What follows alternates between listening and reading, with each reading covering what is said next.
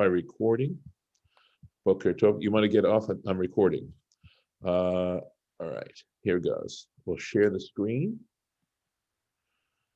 Let me find the place. Here we are. And let's go into it. Baruch atah Adonai Eloheinu melech haolam asher kitshanu b'mitzvotav v'tzivanu la'asok b'divrei Torah. So we had talked about these words of promise that God tells Moses regarding the Israelites and the terrible situation they find themselves in. And we had verse 6, right? V'hotzeti, I shall take them out, and then v'hitzalti, I shall rescue them. V'ga'alti, I will redeem them. And then we've got lakachti, I shall take them to myself as a people.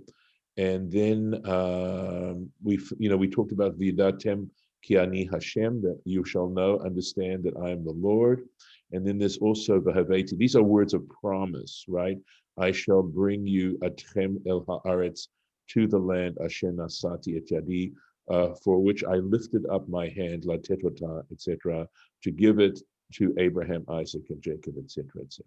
Okay, so the fifth word there, the haveti, but there are four words before that, and we said that was the basis of the 4 cups of wine.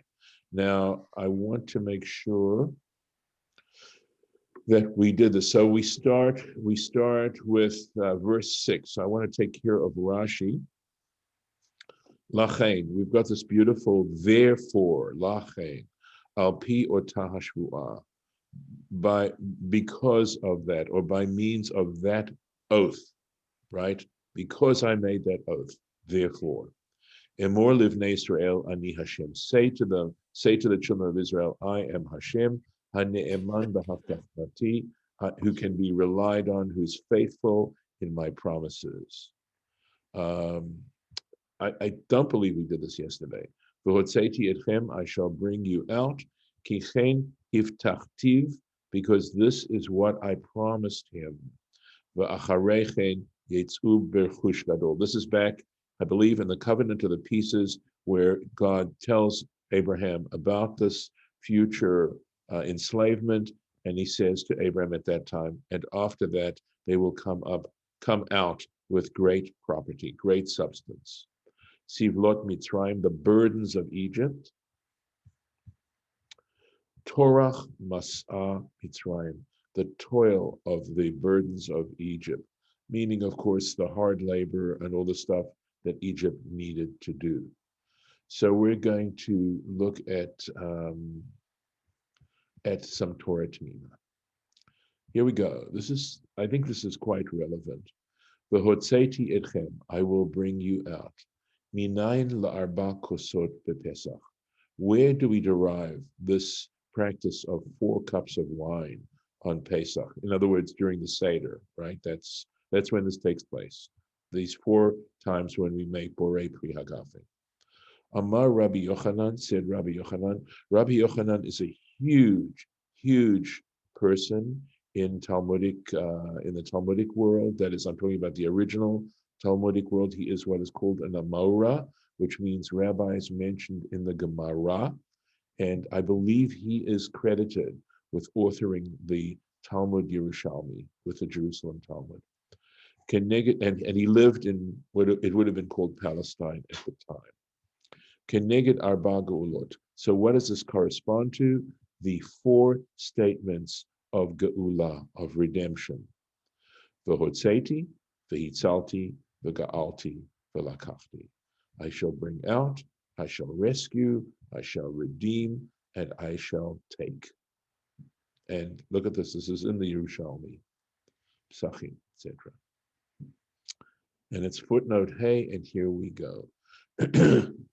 Rabbi, yes.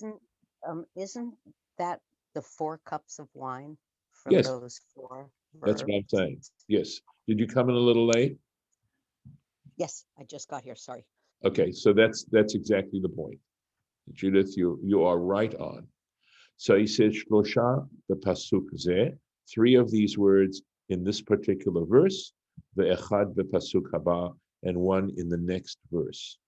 Uvachol haposkim v'hamefarshim v'sifrei agada, and in all the poskim are rabbis who render decisions, halachic decisions, v'hamefarshim, and those who are commenting, explaining, v'sifrei agada, and books of legends, shehuv a drasha zo, which quote this particular drash. It's a pretty well-known, famous drash.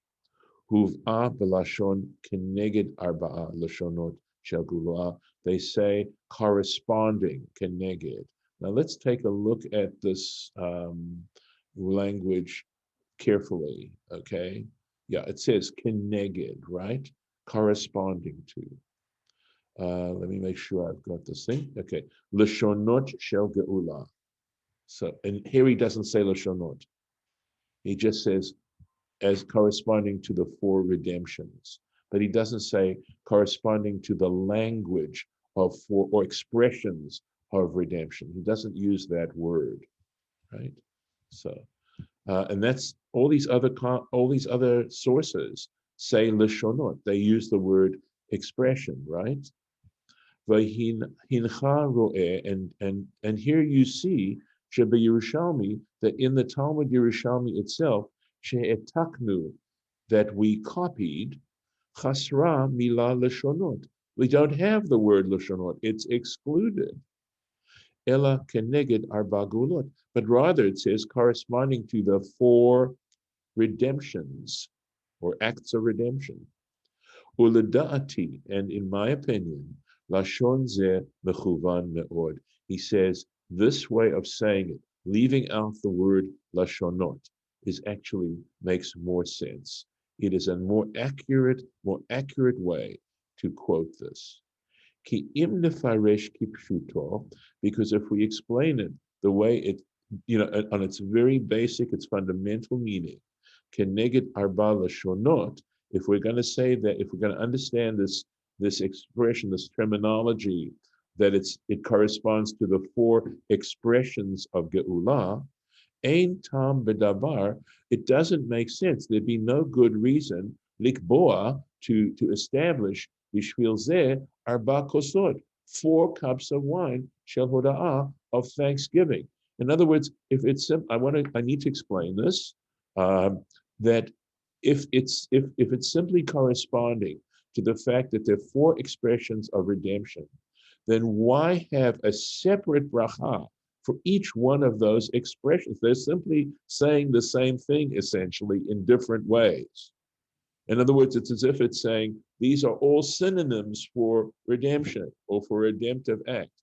And he's saying, then why would we want to actually go to the trouble of making a separate bracha so that it's not a bracha levatala? Why have 4 brachas? They're all the same expression, and so you just need one bracha. V'harei inyan ha'geula achadhu, because in fact we're saying that the redemption was simply one act. Im b'lashon achat, im ba'arba, ve'eser lashonot. Whether we're saying one expression, or 4 expressions, or 10 expressions, aval keneged arba gulot. But if we don't use this word lashon, if we leave it out, if we say it corresponds to 4 acts of redemption, yitpa'er ha'inyan heitav, then it all starts to make sense. Ya'an, because ki kishna'ayen yafeh, if we look carefully, nimtza arba inyanim shonim, we're going to find 4 actual different acts, 4 different ways, ba'arba hamarim ha'ela, in these 4 expressions. Asher kol prat uprat, that in every detail, hu inyan shalem, it would be considered a complete act in and of itself. Keshehu la'atzmo, that's in and of itself. V'shaveh hoda'ah miyuchedet, and for that reason, since they all represent individual and separate acts, that's why they require an act of thanksgiving, a unique act of thanksgiving. So he starts to analyze this. He says in the first statement, V'hotzeti, I shall bring out. Mevu'ar, it's clarified, it explains, Sheyotzi'em HaKadosh Baruch Hu, that the Holy One, blessed be He, would take them out, mitachat sivlot Mishraim, from underneath the burdens of Egypt, this heavy burden that they are carrying. Klomar, that is to say, Sheyakel Alehem Avodatam, that He would lighten up their burdens. That's what that is saying.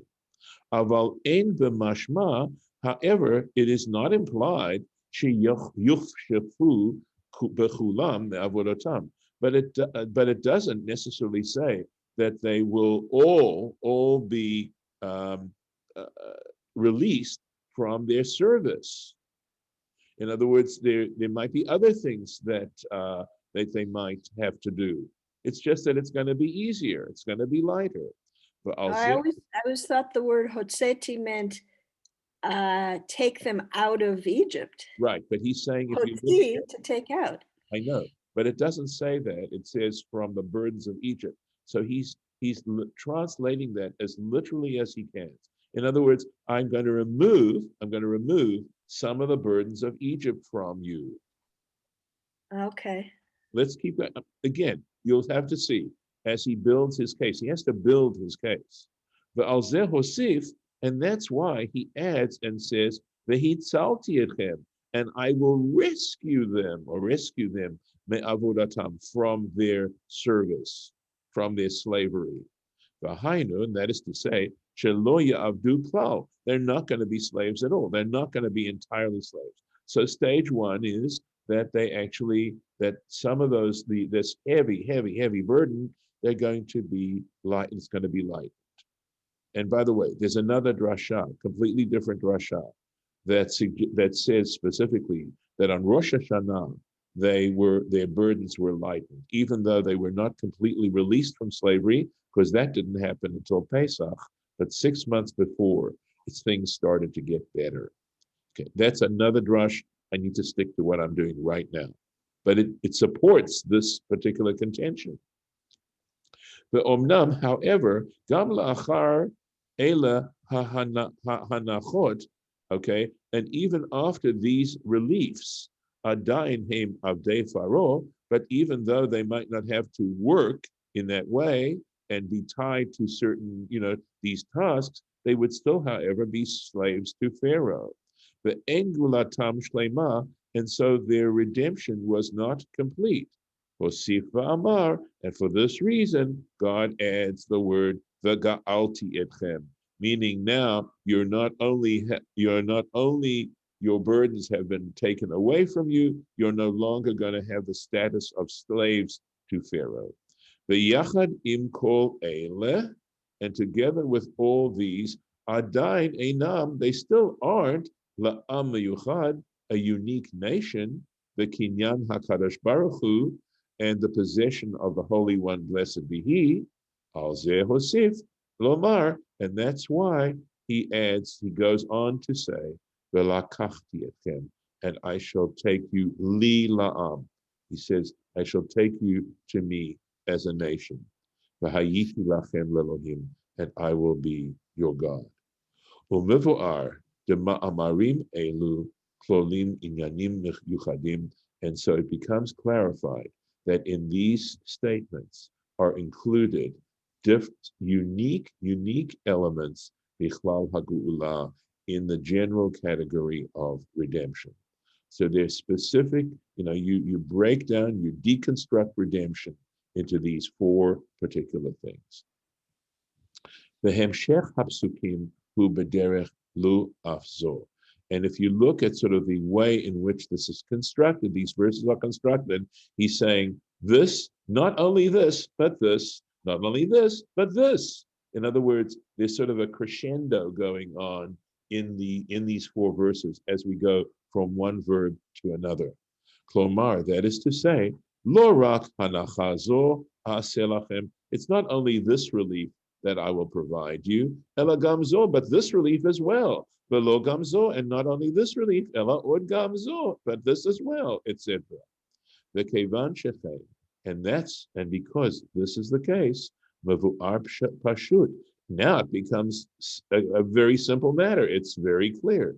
she'al kol prat ufrat, that for every detail, shebo ma'ale mala yetera, that within it there's a greater level, mechoyavim b'hoda'ah, we require an expression of thanksgiving. V'lachein tiknu arba kosot shel hoda'ah, and that's why the sages established 4 cups of wine of thanksgiving, the dok and QED. Uma shelo tiknu kos hada'ah le'inyan v'heveti, and the issue that they did not establish a 5th cup of wine for the expression v'heveti, I hetchem, and I shall bring you el haaretz, to the land. The ein lomar, you can't say mipnei she'eino me'inyan hagula, that this wasn't part of the redemption. I mean, it is part of the redemption. Shaharei kamochen tiknu le'inyan, because in this particular, I mean, this is exactly what they were doing when they established v'lakachti etchem li la'am, I shall bring you to me as a, I'll take you to me as a people. Shehu gamkein, and no mi'inyan hagula, because you could say the lakachti is also not the sort of act of rescuing them from Egypt. It was an additional thing. Yesh lomar. So you could say it's very much like lakachti. So why don't we include v'heveti? Yesh lomar. You can say pashut. It's simply because mipnei shebeheyotenu ata begalut. Because when he's writing this, okay, when Baruch Halevi Epstein is writing this, they're still in exile. The state of Israel had not been established yet. Okay, and now since we are now in the exile, Haaretz Mesura Bidei Zarim, and the land is now in the possession of others, of non-Jews. Efshar lisa kos yain al zeh. It doesn't make sense to lift up a cup of wine for this particular situation. But ulai the zecher zeh, and possibly in reference to this, to make allusion to this, tiknu kos miyuchad lishmo shel Eliyahu. That is exactly why they established a unique cup of wine in the name of Elijah, Lazikaron, as a reminder, the remez, and an allusion, a hint, and a she'anu meku, she'eno meku. Sorry. Okay, that she'anu, I think it's anu, she'anu mekuyim leviato, that we still exist, we're still established, leviato, for his coming. Mekavim. Maybe it's mekavim. Oh, yes, I like that. Thank you. I'm going to get rid of this. Thank you again. I have to keep count of the number of times you've done this for me, Sheila Bear. Okay. Tikva, right? We hope. Leviato, you're absolutely right. To his coming, uletchiat ha'umah ha'aretz bimhera b'yameinu, that to the rebirth of the nation and the land, may it come speedily and in our days. You know, it's this Torah Temimah stuff is just, what can I tell you? It's interesting. You know, I have heard the idea that the 5th cup, the cup for Eliyahu is like the 5th cup. Mm-hmm. We drink 4 cups. We put one for him, but I had heard that the cup for him was connected to the word veheveti. Correct. That is correct. But yeah, and that's what he says. But I hadn't heard the idea that he's going to announce the Mashiach and the complete redemption, you know, the completion of the redemption, and that's why it's called a cup of Eliyahu. What I had heard was that we don't know if we should be doing 4 or 5, and just like in a lot of other unsettled disputes in the Gemara, they say, well, Eliyahu will come and decide. Teku, right. Yeah. Yes, that is true. I like this teaching. I think it makes huge sense in the sense that, you know, because it's not complete, it doesn't get drunk. Correct. Until Elijah comes and drinks it. Right. Because and that's when there's completion. So to me, it makes complete sense, except one thing doesn't make sense. 1 or 2 glasses of wine is more than enough. I wish they could have found some other way to symbolically, sanctify these steps without trying to require us to drink so much. Maybe a smaller glass. I can't do even a full glass. I can, like even for me, a full glass of wine is too much of a normal size wine glass. And yeah, so I just do like 1 glass and as much as I can do. My siblings and my parents would just like whatever. They're all, I can't do that. Yeah, I can't drink all 4 large glasses of wine. If you get a little port wine glass, Yeah, I can do it- something like that. it's But so much easier. So Yeah. I always fell back on grape juice. But yes. then recently someone told me, no, grape juice does not fulfill the mitzvah. The point is wine. Why? Because wine loosens your lips and you're supposed to talk a lot during the Okay. seder. So let me say a couple of things. One is in terms of the size of the cup. The rabbis discuss shiurim, meaning measurements. And while the Torah doesn't give you minimum measurements, the rabbis discuss the minimum amount in which to fulfill a mitzvah. I have to share with you a story, a little quick story, that when we went to St. Louis and Sarah briefly attended a block yeshiva for a semester, that's a whole other story. We got this around Pesach time, we got this sort of information of the size of various things, right? So how much matzah you needed to eat to fulfill the mitzvah of achilat matzvah. I mean, obviously, if you dip your little finger in the wine and go like this and you make a bracha over it, right? So what's the minimum amount? And the minimum amount of wine. And I will tell you, we tried to fulfill it. And it was the least satisfying seder we ever had. Because we felt so full and it didn't, it wasn't to a point of satisfaction. It was beyond the point of satisfaction, well beyond. That's one thing. So they discuss this, and it's sort of interesting because there's some other things that I think go along with that. Is that, are you in a place where, in fact, you are at, you can do this sort of stuff? So sometimes you have to work towards it, I guess. The other piece is that about the grape juice thing. So I had looked up at one time, what's the bracha over grape juice? Is it borei pri hagafen, or is it, is it shakol niya bidvaro? And I believe, I'd want to double check, but I believe the bracha for grape juice is borei pri hagafen.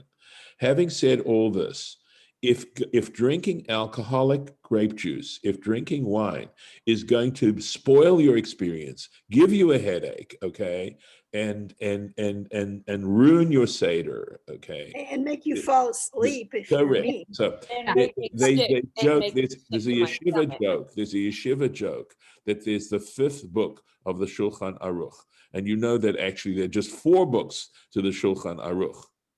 So what's the 5th book? The 5th book is called Common Sense. Yeah. That's the 5th book of the Shulchan Aruch. Look, we are told, v'chayitem bahem. This is a quote from the Torah in Deuteronomy. It says, you shall live by them and not die by them.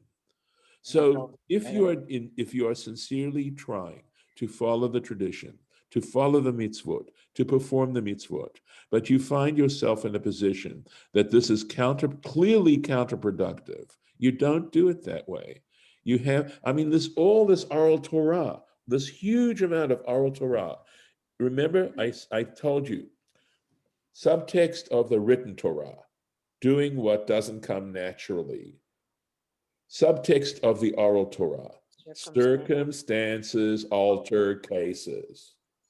Well, it's a circumstance. You can't tolerate wine, but you're supposed to drink wine on Pesach. So what do? Well, you go to the next best thing. You try to figure out what's the next best thing. If the next best thing is grape juice, then that's where you go. And if maybe it isn't grape juice, maybe you're allergic to, any kind of grape or something like that. Well, then you go to something else. 4 Okay. big glasses are too much of anything for me. Well, I hear you, and they're too big for me too. Okay. But there's some people who can tolerate that. So I think we need to see these things as I think the approach is that we sincerely want to try and fulfill these things, and that it's a privilege. It's a privilege to be able to do these things, and this is something for us to yearn for. That it shouldn't be, a slam dunk. I have a And question. yes, go ahead, Lisa. Thank you. If there wasn't a specific amount described or prescribed, why is there such a discussion amongst the rabbis about what it should be?